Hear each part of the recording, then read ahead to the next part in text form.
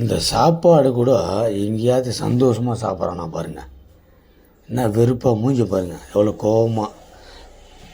எவ்வளோ கோவம் இருந்தாலும் சாப்பாட்டு மேலே கோவத்தை காட்டக்கூடாது சொன்னால் கூட கையை பாருங்கள், கை ஃபுல்லாக சாப்பாடு. கோவம் என்ன அவ்வளோ ஃபாஸ்ட்டாக சாப்பிட்டு எங்கே ஓட போகிறாரு? இல்லை எந்த ட்ரெயினை பிடிக்க போகிற? ஸ்லோவாக சாப்பிடு. கேட்கவும் மாட்டான் சொல்கிற பேச்சு. சாப்பாடுனாலே அது உள்ளே போய் புகுந்துவோம். பாருங்கள், அவ்வளோ வேகமாக சாப்பிட்டு என்ன பிரயோஜனம்? ஸ்லோவாக சாப்பிடு, உட்காந்து சாப்பிடுனாலும் கேட்க மாட்டாப்புல.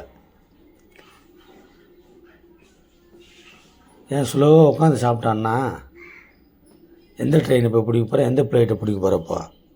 பாருங்கள் நண்பர்களே, சொல்கிற பேச்சே கேட்குறது இல்லை.